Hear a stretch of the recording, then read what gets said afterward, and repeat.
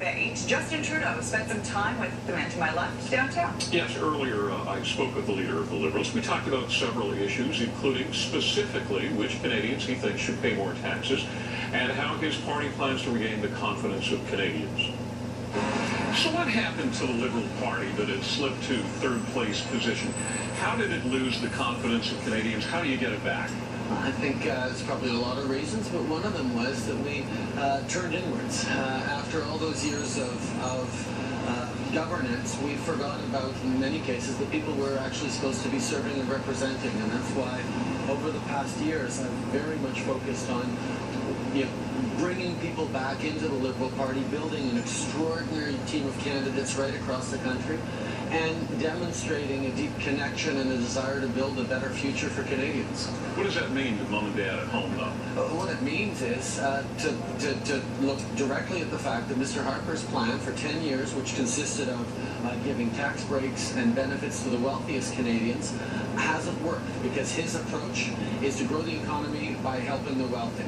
What we're doing instead is we're saying, you know what, let's give middle-class Canadians a tax break. Let's ask the wealthiest Canadians to pay more tax, and let's make sure that we have a child benefit check to Canadians that actually lifts 315,000 kids out of poverty. Who are the wealthiest Canadians? I'm not talking about net worth. I mean, if you're talking about putting a tax on income, what level? $200,000. The 1% wealthiest Canadians make over $200,000 a year, and we're raising taxes for them so that we can lower them by $3 billion for middle-class Canadians. It's easy to play Robin Hood, but at some point, is it not punitive to people? It's punishing them for having worked hard. Having low economic growth like we've had over the past 10 years hurts everyone in the economy. And we have to understand, and Mr. Harper simply doesn't, that the way you grow the economy is you grow the middle class. You don't help the rich and hope that it trickles down to everyone else. That hasn't worked, and that's why people at home are struggling.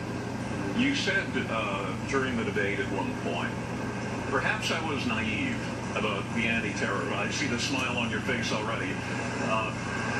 Do you regret having said, perhaps I was naive about Bill C-51? And how did that happen? And how do you feel about C-51 now? I've always said that we in Canada should have a reasonable, nonpartisan debate and discussion about how best to keep Canadians safe while defending our interests. Now, the fact that there's a tremendous amount of political polarization around right now is something that's very frustrating, both to me and a lot of Canadians, because people know that we need a government that's protecting our security at the same time as it's defending our rights and freedoms. And that, quite frankly, is what neither Mr. Mulcair nor Mr. Harper are getting the balance right on.